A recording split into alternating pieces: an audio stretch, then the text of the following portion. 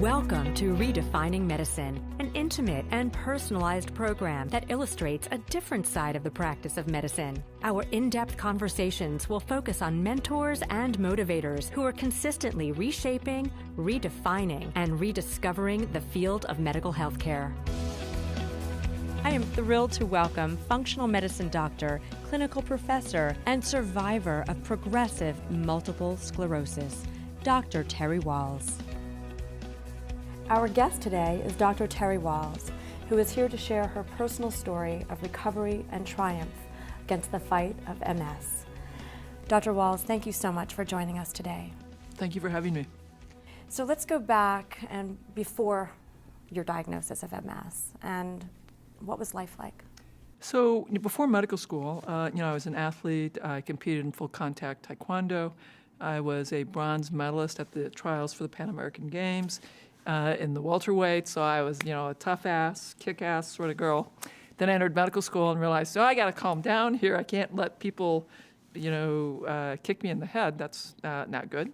And so I was still very athletic, very active, doing forms, teaching taekwondo, running marathons. I got into cross-country skiing, biking. I did the Birkebeiner 55-kilometer ski race, pregnant even. So physically very, very active. However, during medical school, in retrospect, that's when my symptoms began. I had rounds of electrical face pain, first on the right side of my face, then sometimes on the left side of my face. I could tell these episodes were more likely if I'd been up all night under a lot of stress. And over time, they became more frequent, more troublesome. 10 years later, it was finally troublesome enough that I saw a neurologist, and he said occipital neuralgia, gave me Tegretol. I developed a drug rash. We tried a variety of other drugs. Nothing really helped. And I felt like, okay, I'm just going to have to put up with these, and that they episodically come, are very troublesome, and, eventually they would quiet down. Then a couple years later, I had an episode of visual dimming while I was out rollerblading. I was doing a 10-mile jaunt and had an episode of dimness in my left eye.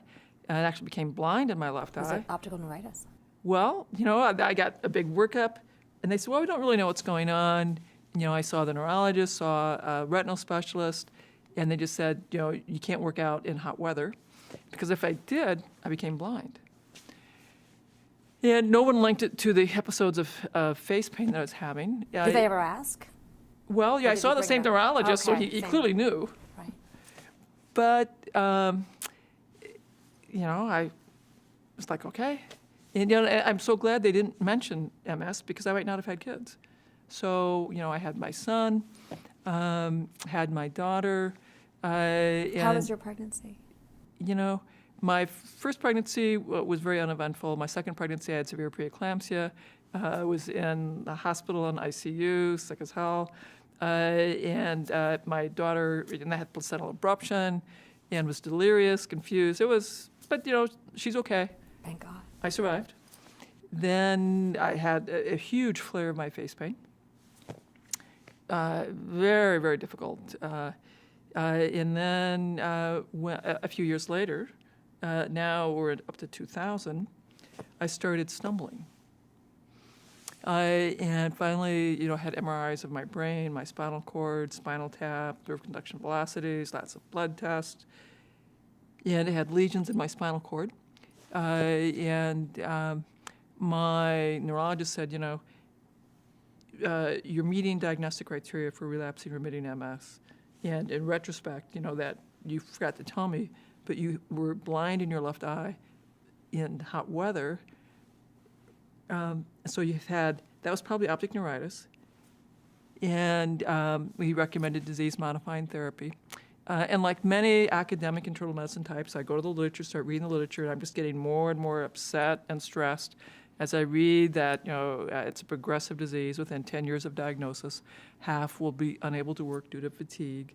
A third will have gait disability, needing a cane, walker, or wheelchair.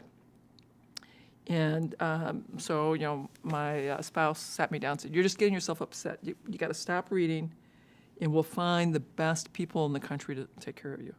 So we did some searching. The Cleveland Clinic had a great clinical research program. They're here in the Midwest. And so I went there, saw their best people, took the newest drugs. And all in all, I saw 3 different MS specialist centers. All agreed, you have relapsing, remitting MS, start the disease-modifying drugs. And over the next 3 years, I had just one episode of weakness involving my right hand. So if I'd been in a drug trial, that'd be a huge success. But, I was getting, steadily, slowly, inexorably worse. My Cleveland Clinic docs told me about the work of Lauren Cordain. So I read his papers, read his book, and decided, and this was a big deal because I'd been a vegetarian for 20 years. So I went and adopted the paleo diet as imagined by Lauren Cordain. So I gave up all grain, all legumes, all dairy. Huge change to my diet, huge change. And I continued to decline. The following year, I needed a tilt-recline wheelchair. My physician said, functions, you're now in secondary progressive. There's no more spontaneous remissions. Functions once lost are gone forever. So we talked about mitoxantrone. I said, yeah, treat the disease aggressively. So I took several cycles, continued to go downhill. And then Tysabri became available. My physician said, do you want to do that? Yes, I want to treat my disease aggressively. So I did that. This was before it was pulled off? That was before it was pulled off. And I continued to go downhill. And then it was pulled off from the market because people were dying. And so then I was switched to Cellcept, another disease-modifying drug. Now, at that point, my conclusion is okay, I'm seeing the best people taking the newest drugs, including the biologic, the most potent, and it's having no effect on my decline. So I know how bad this is going to be. I'm probably going to become bedridden. I'm certainly at risk of having cognitive decline. My pain's been getting steadily more severe, more frequent, more resistant to therapy. And I'm thinking I could face someday my pain turning on and not being turned off, so uncontrolled pain. This is a pretty disturbing future. How old were your children at the time? Well, when I'm diagnosed, my kids are 8 and 5. I'm in the wheelchair when my kids are 11 and 8. And you're still working? I'm still working. Fortunately, the University of Iowa and the Veterans Hospital had graciously kept redesigning my job as I was more ill. And so I decided, okay, I'm having to reimagine who I'm doing, my life, my priorities, and I had thought I could teach my kids resilience by teaching them taekwondo, by mountaineering, by kayaking, by marathoning, and this devotion to athletics. That wasn't going to work out. But if you got to work with what you have. And so okay, I can teach them that you don't give up when things are difficult, that you just keep doing the best you can, go to work. They had chores, real responsibilities, which made them mad as kids, but I knew it'd be good for them. And then I thought, okay, but I have to do everything I can to slow my decline. Because I knew that with progressive MS, functions once lost were not coming back, that I wasn't going to be jogging again, I wasn't going to be biking again, that walking was getting more and more difficult. I had 2 walking sticks. I could walk, it was a struggle to walk to that wall, so 10 feet was tough. But I could read the literature again. So I went back to reading the literature, at first looking for the latest drug studies, and I finally realized, I can't access those drugs. That's silly. I should read about things I could access, so I started looking for animal models, looking for vitamins and supplement studies.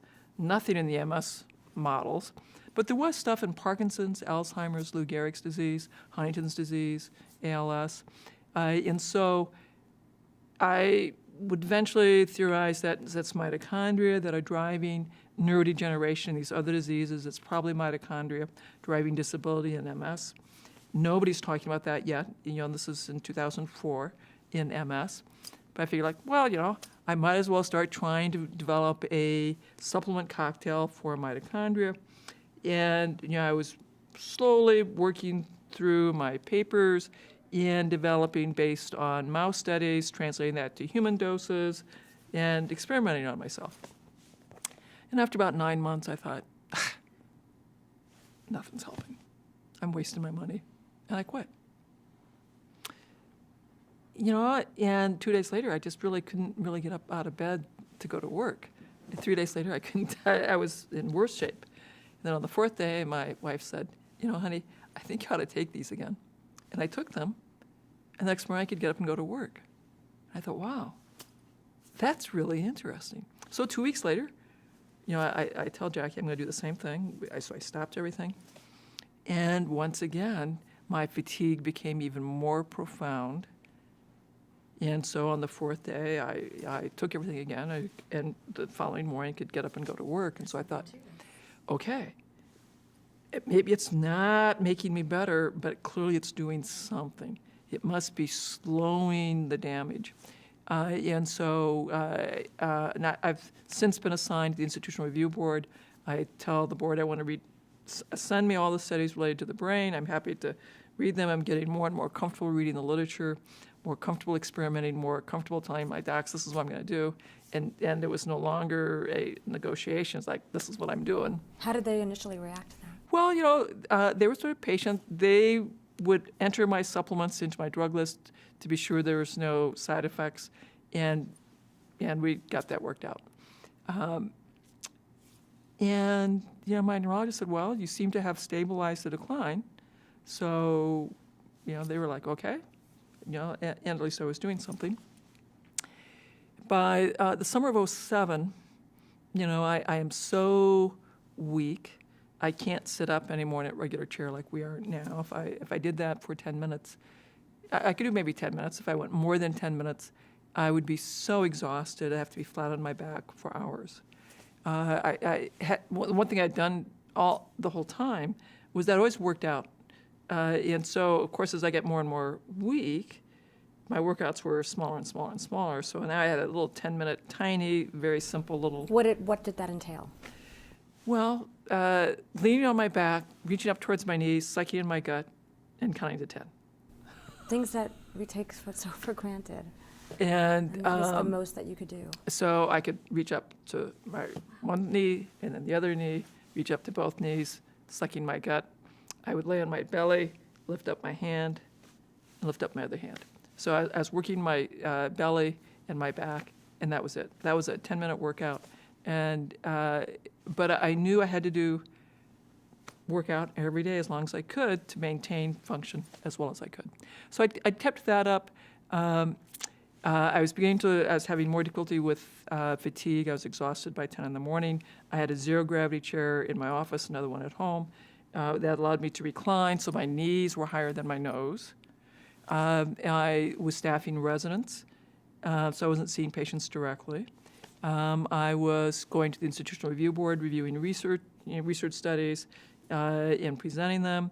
And then I had a zero-gravity chair at home that I was, and I'm eating, lying, getting further and further back. My family's getting a little nervous about, protecting my airways. I eat.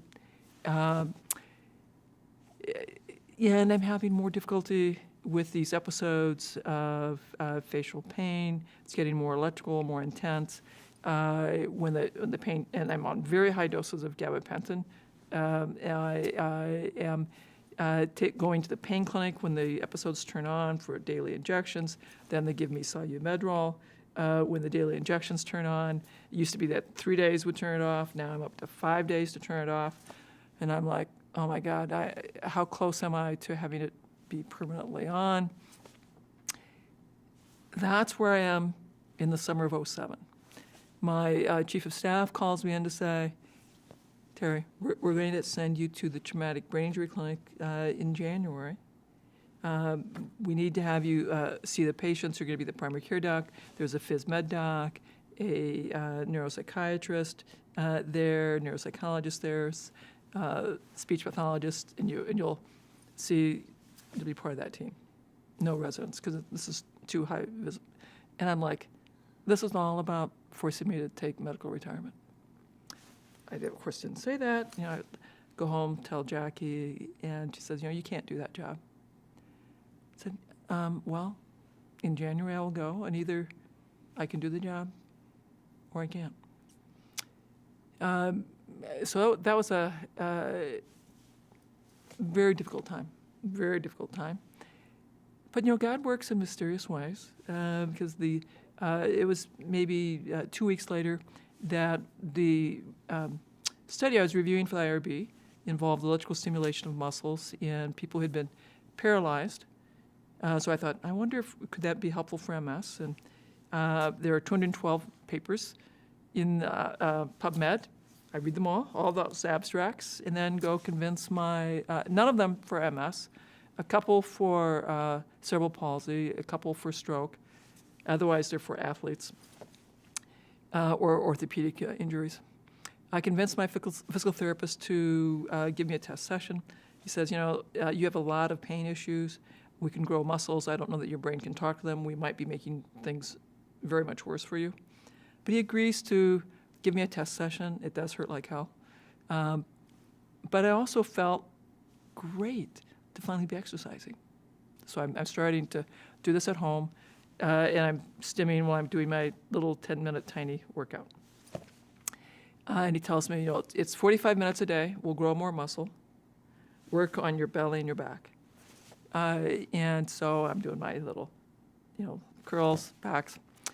Now, at that same time, I discovered the Institute for Functional Medicine. I take their course on neurodegeneration, and they have, in the midst of my brain fog, so this is really a lot of work for me, making notes, and I have, it reinforces my idea that mitochondria are the big driver, and there are things that I can do, so I have a longer list of supplements. And I add them. Still nothing dramatic has happened yet. And then I have this in November, while I'm starting my home E-stem, I have another really big aha moment, like, what if I, take this list of supplements and figure out where this stuff is in the food supply? So again, that's more research, and the Linus Pauling Institute for Micronutrients is very helpful. So I have this list of foods that I'm going to start stressing. So I reorganized my paleo diet in this very precise, particular way to get these key nutrients. So December 26th, I've given Jack sort of the menu that we should begin having, and I started eating this new way. And then keep in mind, it had already been no gluten, no dairy, no legumes, so it already excluded a lot of stuff. But now I'm really focused on, so what is it I have to eat? And then the middle of January, I go off to the traumatic brain injury clinic. The first week, I'm just watching my partners do their stuff. So I'm like, okay, I should be able to watch. That shouldn't be any problem. And then the third week of January, now I'm going to start examining some of these folks. So I have to stand up, do the exam, sit down. So it's a little more active. And to my surprise, at the end of the week, I'm like, well, that wasn't too bad, actually. And I'm thinking, my energy's a little bit better. And, my brain fog, my thinking just seems a little bit better. And at the end of the month, it's very clear my thinking is definitely better. My energy is definitely better. And then at the end of February, I have a letter to mail. And so I'm in the VA. I have my cane in my office, or my walking sticks, and I grab one of the walking sticks, just one, and I walk down and I mail my letter. People are like, Dr. Wahls, you're walking. They hadn't seen me walk in 4 years. What did that feel like for you? It was stunning. Because I remembered the first time I showed up in my wheelchair, people were like, Dr. Wahls, my God, what happened to you? And how exhausting it was to explain what was going on. And now this time I'm explaining that, I'm getting better. I don't know. I'm and just you doing can't better. even explain what's going on. I'm just like, well, I've changed things up a little bit. And so then a few months later, another wild story. So we're into March, so I'm like 4 months into this new way of eating, or just, and I'm going to meet with the chair of medicine at the university. I meet with them every 2 years.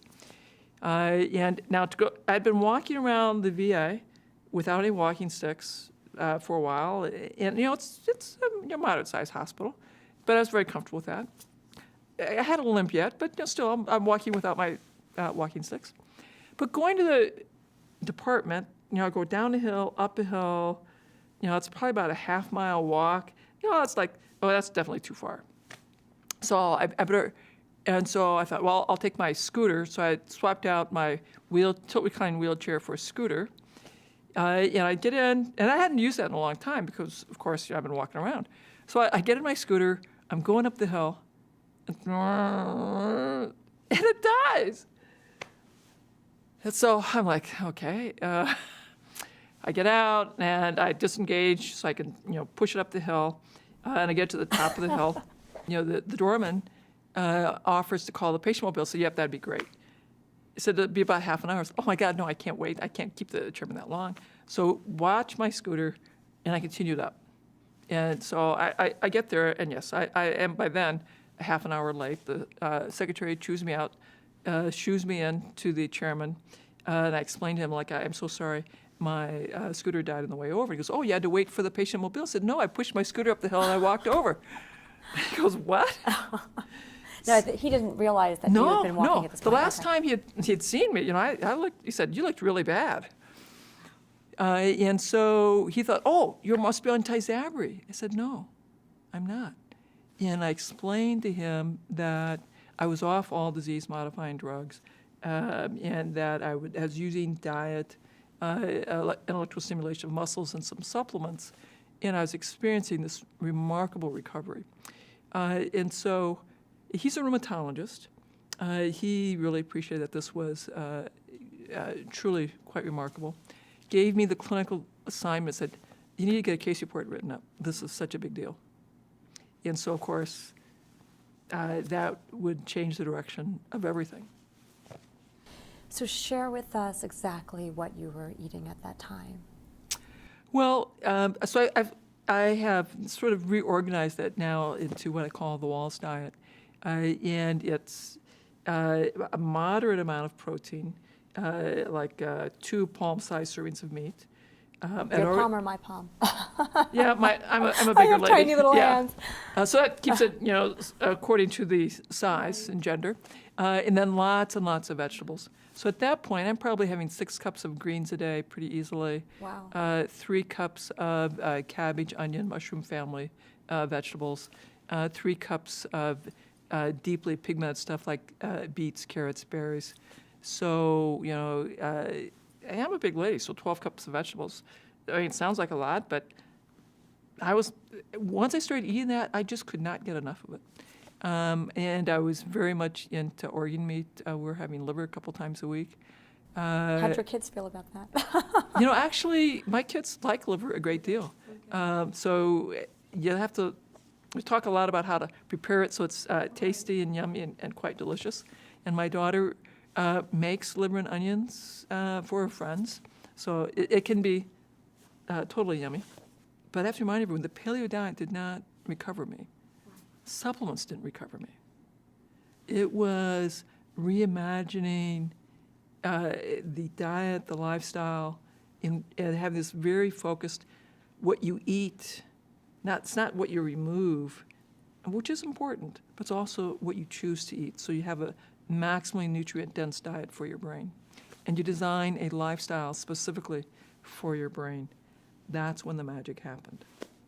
So what was the period of time from the time you went from your tilt chair, you brought in all of these nutrients and supplements, you began walking. What was the period of time you're perfectly, you walked in here with, faster than I walked in here. Yeah, I'm in pretty good shape. Remarkable shape. And do you still technically have a diagnosis? Oh, no, absolutely. I still have MS. Okay, so your lesions are still there. Nothing, that hasn't disappeared. You know, I called my neurologist as I was recovering and said, you know, there's been a big change. I need to see you.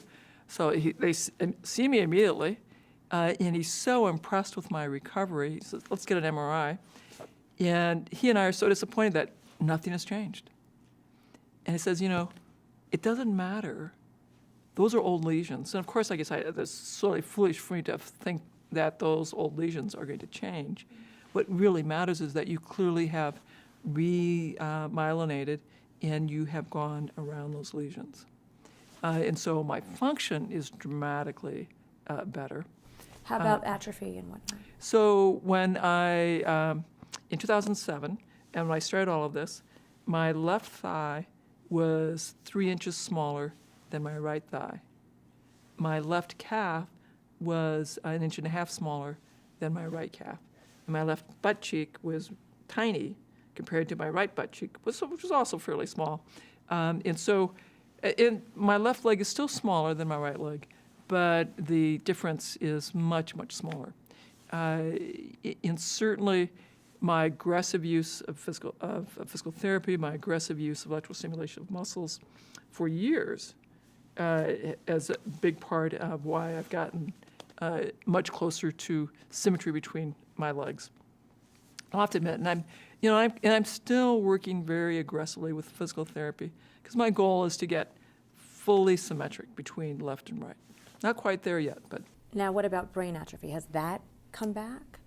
To really know brain volume, I wish somehow I had gotten research MRIs early on in the process so we could have followed my brain volume to know. On a better scale, I've done cognitive training, and I've used a variety of programs. Brain Age is a fun Nintendo thing. And into my recovery, I started doing that, and my kids laughed. My first baseline age was 85 because of slow processing speed, typical of having MS. And I got my brain age down to 40. So that's really pretty good. And, of course, I am a little bit older than 40. Not much. Yeah. And now I've switched over. I'm using Brain HQ. And so, again, what I can demonstrate is that my cognitive performance continues to improve. And, we'll see how far, I can come along. Have you had any episodes at all over the course of the last several years? So if I come to your house and you don't, if you aren't meticulous in removing gluten, dairy, and eggs, and eat your food, I will have a trigger of my face pain in 6 to 24 hours. That will become. But it won't be a full-blown exacerbation. It'll just be. It'll be the face pain, Okay. and I've learned to carry prednisone with me. Okay. So if my face pain starts, I'll take some extra gabapentin so I can turn it off. If I can't get it turned off in a few hours, then I'll take oral prednisone. And I usually just need one dose, and that'll stop. Because I have learned the hard way, if I don't take the oral prednisone and get it turned off, it gets full bore on, then I'm going to need a visit to the pain clinic and Medrol. How about weakness? And any more optical neuritis episodes? I've had no optical neuritis. If I've had the gluten, dairy, or eggs, and my face pain turns on, I may pick up another neurologic symptom as well. So I've had hand weakness, I've had dysarthria, and then I'll take the steroids, and it all goes away. So it keeps me very, very attentive to the quality of my food. What am I eating? What are the ingredients? And if I'm going to go out to eat. Well, you travel a lot for your you're promoting your Oh yeah. So Wahls protocol. So what do you do when you travel? You're here in Vegas. What do you eat? I don't. You don't. So you fast. So I fast very frequently. So I like to fast for it's called periodic fasting, 3 to 5 days. Okay. And so I'm very comfortable doing a 3-day fast or a 4-day fast. So you're just doing a water fast, or wow, okay. But if you follow a low glycemic diet where you're intermittently in ketosis, or you do intermittent fasting, time restricted feeding, doing a periodic fast feels very comfortable. So how often do you implement that? Once a month. Oh, really? Okay. You know, it's a very potent anti-aging strategy. There's been so much evidence lately of that, Yeah. and there's so much talk of that. Yeah, you know, our ancestors, if we look back to our ancestral mothers thousands of generations ago, you know, food was an intermittent activity. If you had a successful hunt, successful gathering, you had food.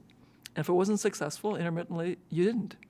And so our DNA, our physiology can survive and thrive in short fast.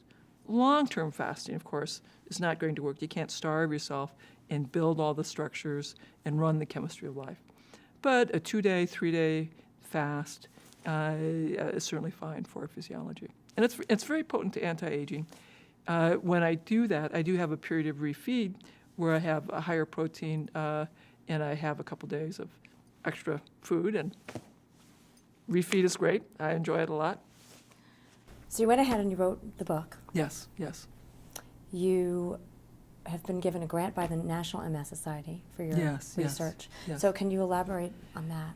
Well, you know, the MS Society, when I first started talking about recovery back in 2008, I spoke at our local organic grocer, spoke there several times. The local MS Society wanted me to speak. I said, oh, sure. Next thing I know, I'm being interviewed by the National MS Society Clinical Advisory Group, who's really concerned that I'm not a neurologist, I'm having this information. And to their point of view, there's no science behind any of my statements, and they're very concerned that I may be creating false hope. So I'm banned as a speaker. Next thing I know, I am called by my chief of staff and my chief of medicine to say, Terry, what's going on? Why are people banning you? And so I'm having to explain what I'm doing. And that all works out very well because I'm bringing all my scientific papers down, explaining my rationale, and they both become huge fans. And in the end, they become very supportive of my doing a feasibility trial, testing, you know, writing out my protocol in a very precise way, and then testing it in other folks with progressive MS. Which means I now have to get about $100,000 worth of funding. But, you know, I'm successful and we're able to get that funding going. My chair of medicine has become the dean of medicine in the meantime. He helps me get some research mentors to be sure that my study is well designed, because this is a new area of research for me. And we do our pilot study. How many patients? So we had 20 folks with progressive MS. So 18 with secondary progressive, 2 with primary progressive MS. And again, with progressive MS, no spontaneous recovery. So if we stabilize their disease so they don't get any worse, that would be huge. If anyone actually got any improvement in any domain, that would be very startling. And what I really needed to show was that it was safe, we didn't harm anyone, in that the trend is in the right direction. Because you don't expect to see favorable results in just 20. It's just such a small group. And this is such a radical notion, excluding whole food groups. The IRB was very concerned that I might be harming people. So I was required to do a pre-study to show that the diet was safe. So we analyzed my diet, and the dietitian who did that analysis using research quality nutrition software came back and said, you know, she'd been doing this kind of research for 35 years, and this was the most nutrient-dense diet she'd ever analyzed. So we presented that data, so then we were given permission to do our study. And I had to report out 10 and give the safety data to the IRB to show that we were not hurting anyone. So we presented that. The biggest risk was if you're overweight, you lost weight without being hungry.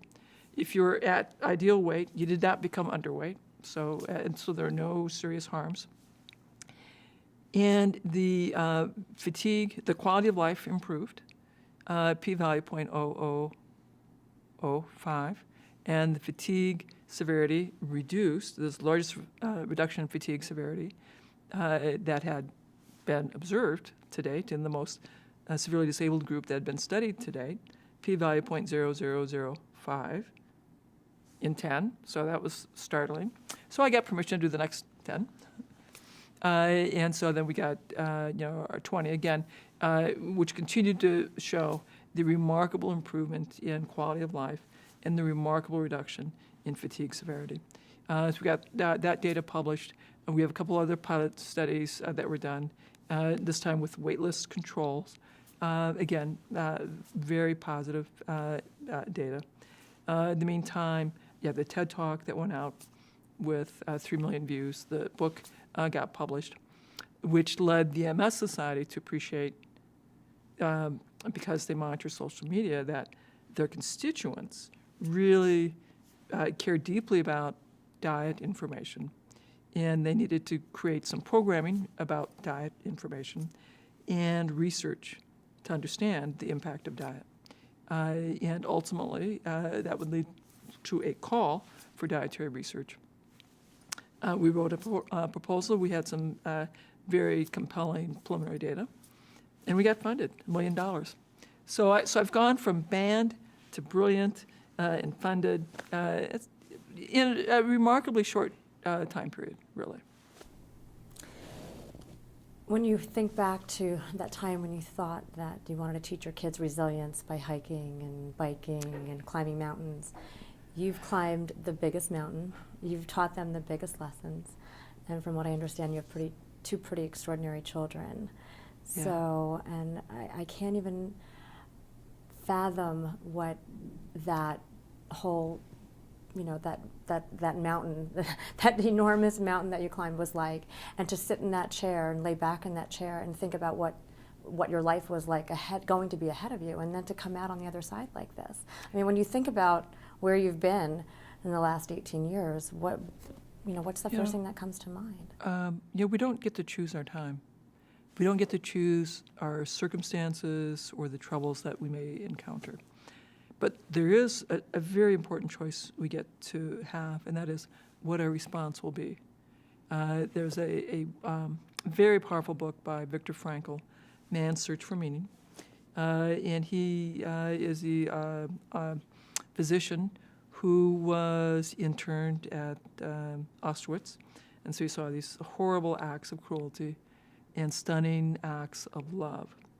And his premise is that between every event in our life and our response to it, there's a space. And in that space, you make a choice, and that choice defines your character. And so as my life's unfolding, with circumstances I did not want, I still had a choice. And so I kept thinking, okay, your kids are watching. You may be depressed. You may wish that you could just escape by ending it all. But that is not what I can show my kids. Did you ever think of that? Of course. With the pain that I had and the fear of the pain being permanently on, that was on my mind. That was nothing I could ever talk about to anyone, but absolutely it was on my mind.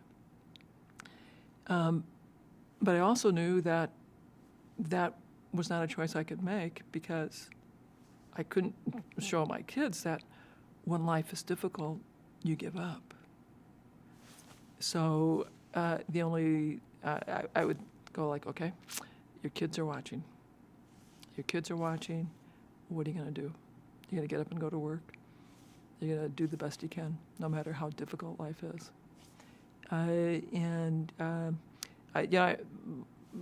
Young kids, life is focused on them. I remember my youngsters being really mad that they have to do the laundry. My friends know nothing about washing machines. They know nothing about dryer sheets. It is so not fair. And I'm empathizing, yeah, you're right, that's so not fair. But it's your job. It's not fair that I have MS, but it's my job to go to work every day, even though it's pretty hard. And life's not fair. I have to deal with some difficult things. Life's not fair. You have to deal with difficult things. It's your job. You're doing the laundry. And my daughter stamped her feet and said, I think you're glad you have MS so you could lecture me about... And you don't have to do laundry. That's right.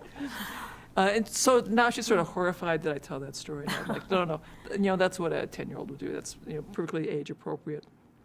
But because my kids had real responsibilities, and because we talked about our choices define our characters.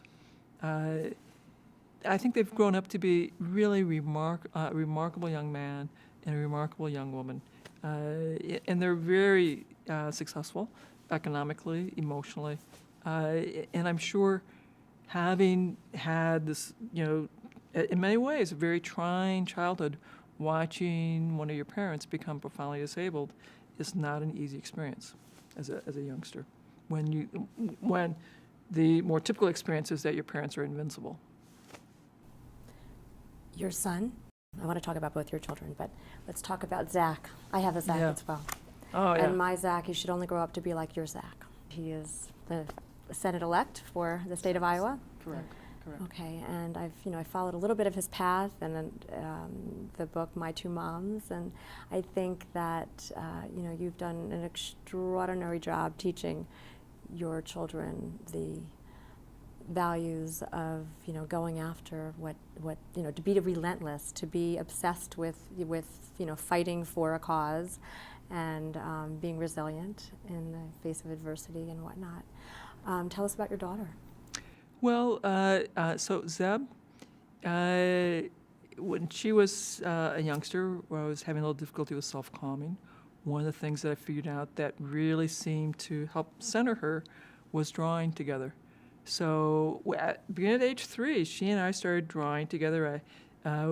We did the same kind of drawing visualization exercises that I did when I was in college in working my Bachelor of Fine Arts in painting. And so we did that through preschool, elementary school, junior high, high school. She and I have always drawn together. And then she went off to college. And I was like, okay, she's going to get to pick her degree. And so she went off and wanted to do art history. And along the way, she changed her mind and decided to do studio art painting. And, of course, being a typical mom, I'm like, God, I hope you can figure out how to support yourself. Because when I was graduating with my BFA, I thought, I can't visualize how I'm going to support myself. So I ended up going back for science and ended up down the physician track. Well, her senior year, she is a artist for the college newspaper and is doing illustrations for the Iowa caucus. And then during the political campaign, Zach, who's very politically aware, sees that opportunity. So he wakes up Zeb at 6 in the morning and says, Zeb, we're going to do a deck of playing cards, the woman card, during that spat between Hillary and Donald Trump over the woman cards. So Zach puts together a Kickstarter campaign, and Zeb pulls out an illustration I from... remember this, and I did not realize that was your daughter and your son. And so Zeb takes one of the illustrations that she had from the school paper, and they get the Kickstarter going. And by gosh, they were extraordinarily successful. Right. And so hysterical. they've sold like tens of thousands of playing cards. So she had a very financially successful senior year of college. But I thought, well, I guess she's doing okay. And then, next she graduates, and I'm thinking, I sort of wish you'd get a job, but I just gotta let it go. And she and Zach have figured out this very successful entrepreneurial relationship. Zach has figured out Facebook ads and internet advertising. And so they have another very successful year. And now they told me that they asked their fans what playing cards to make next. So now they've made a deck of powerful girls. And so they have the woman cards and a girl power deck. And they are financially, apparently, more successful this year than they were last year. God bless them. Zach says, Mom, quit asking her about a job. She doesn't need a job. She's got a very successful business. Absolutely. Like, okay, I'll let it go. Beautiful. Yeah, so it's gratifying. And I'm sure part of that is they've learned the resilience and that you just do the best that you can. And there's always Being choices that you can make. self-sufficient. Exactly. There's always choices you can make. So do you ever fear that you'll wind up back in that chair? Well, as I was recovering, it was sort of interesting in reflection. As part of the coming to terms with having a neurodegenerative disease, there's anger, bargaining, acceptance. When you finally get to acceptance, one of the things that I came to was letting go of expectations, that I'll just take every day as it unfolds. I have no idea what will happen next, and you get at peace with that, which made it easier to get through, and made it easier for me to have some fear about my poorly controlled pain, but I was at peace with that. It also meant as I was recovering, I was still taking life one day at a time. I didn't really know what it meant. It wasn't until I got on my bike that I was like, I'm biking again. I just biked around the block. My kids are crying, Jackie's crying, I'm crying. And at that moment, okay, the conventional understanding of progressive MS is wrong. Who knows how much recovery might be possible. And so it's true. I don't know what will happen, but I am completely convinced that if I continue my physical training, I continue my therapeutic lifestyle, which I continue to learn, modify, and adapt, I will continue to improve. I will continue to become more symmetric left and right. I will continue to my cognitive training, and my cognitive performance will continue to improve. I've told my neurologist I'm not interested in any more MRIs unless there is a symptomatic change. There's no reason to take any more gadolinium from my point of view. I just want to monitor function. I don't know what will happen, but my expectation is as long as I stay on a therapeutic lifestyle, that I will continue to improve. You're here at A4M sharing your message. So what is the most important message that you hope to relay? Therapeutic lifestyle is the most effective strategy that we have for reducing symptoms, improving function. And in my clinical practice and my clinical research, it's certainly very helpful for progressive MS. We see it helpful for other autoimmune conditions. We see it very helpful for other neurodegenerative conditions like Parkinson's, cognitive decline, Alzheimer's.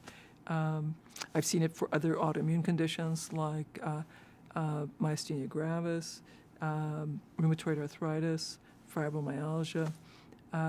We've seen it for traumatic brain injury. We've seen it for PTSD, anxiety, bipolar, schizoid affective disorder. So the key thing is the person needs to be alive, and they need to be open and interested in using a therapeutic lifestyle. And the other key message that I want to put out there for everyone who's listening to this is, for years I taught these concepts at the VA to patients in primary care, in the traumatic brain injury clinic, and in my therapeutic lifestyle clinic.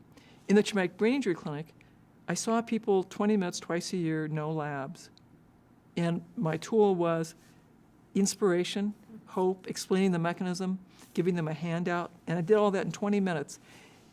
And about half the folks that I saw were willing to go on this journey, make big changes, and experience big changes in their health. And then when we had the therapeutic lifestyle clinic open up, and I was able to create group classes, again, the very basic primary care labs I talk about in the Wahls protocol, these are kinds of labs that a primary care doc would feel very comfortable ordering.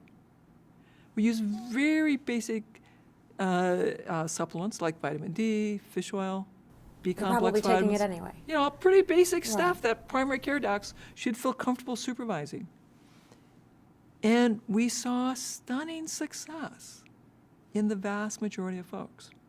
So people get concerned that the kind of evaluation that we teach through A4M or the Institute for Functional Medicine, or many of these integrative programs, that may cost thousands and thousands of dollars.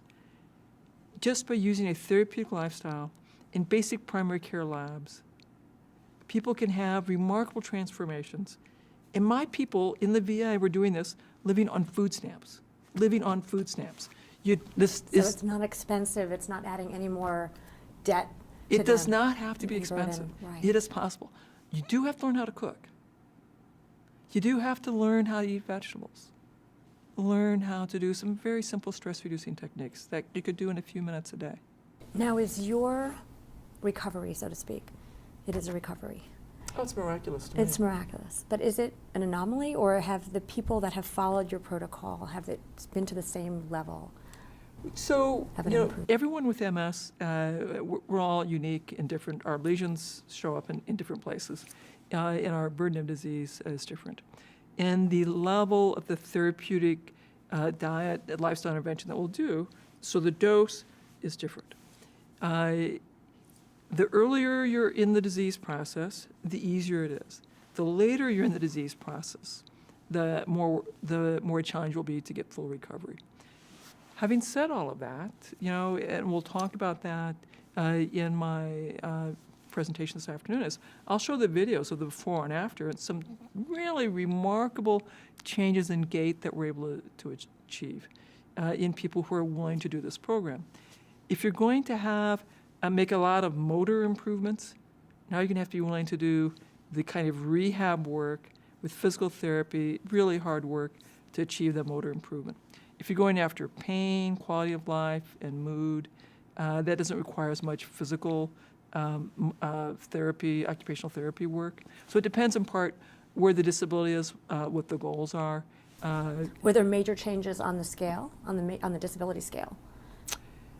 So again, that'll depend on the Where time, they were, okay. on the time period. You can look at mine. So struggling to walk 10 feet, my disability scale will probably be 6.5. My disability scale now is probably 1.5. So, I mean, that's really quite huge. And so it again would depend on the length of time, the interval. Now, we do have a very exciting research that we have proposed. I'm out trying to get raise money from philanthropists. And here's the radical big idea that we want to conduct. We want newly diagnosed MS patients or clinically isolated syndrome patients and to see them within 6 months of diagnosis, treat them with a therapeutic lifestyle, you know, essentially the Wahls protocol. Before putting them on medication, is what you're saying? Instead of medication. So it's a therapeutic lifestyle, or they get drug therapy standard of care. And this would be not a randomized study, so it would be a cohort case control kind of study. To be eligible, people would have to have a new diagnosis, have been offered drugs, and the person has declined drugs that they want a therapeutic lifestyle. We'll have to raise, we estimate the budget we have for this is $460,000. We're a little over about 40% of the way there. I'm very hopeful that we can raise the balance. We'll need to do this through philanthropic support. But this will be huge because this will be the first time that in a newly diagnosed major autoimmune disease, we're comparing therapeutic lifestyle to these potent disease-modifying drugs. And the statistical question is the disease-modifying drug therapy versus therapeutic lifestyle, is therapeutic lifestyle equivalent? Is it non-inferior? Are people harming themselves by saying, you know what, I'm uncomfortable taking the risks associated with drugs. I want to see how well I can do with a therapeutic diet and lifestyle. So that's a question that we really don't have the answer to yet. But isn't it true with relapsing remitting MS? Oftentimes you have one event, one neurological event, an episode, and then you might be put on Ciamedrol or what have you, and there's a period of time where they wait, and you feel fine after that. So absolutely. how are you able to measure? How will we know? Yeah. So thank you so much for asking. So we'll have a bunch of clinical outcome measures, 6-minute walk, 25-foot walk, visual function test. We'll do something called an ocular coherence tomography and flicker fusion tests, which are very detailed look at visual function, far more detailed than what we can measure with a acuity measure that you would get going to your regular eye doctor. And we will do MRIs at baseline and at 12 months.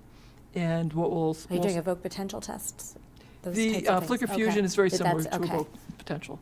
But it's a simpler device that we can do in our research setting. So we're very excited. Our clinical team at the University of Iowa is very, very excited about it. The MRI team's very excited about it. And I'm very optimistic that we'll find philanthropists who will help us close that gap. Because this is a really important question. Can we demonstrate that therapeutic lifestyles are an effective treatment for major systemic autoimmune conditions? I can't thank you enough for spending time with us and sharing your story. And congratulations on all of the wonderful things that you're doing, and on your children, and on your recovery, and on sharing your wisdom and your protocol, and helping the tens of thousands of people that you're helping every day. And I don't even, I can't even put into words what it feels like to be sitting across from you, knowing, having read your book, knowing your story, hearing it come out of your mouth, and then I'll watch you walk out of this room through that door, and like nothing.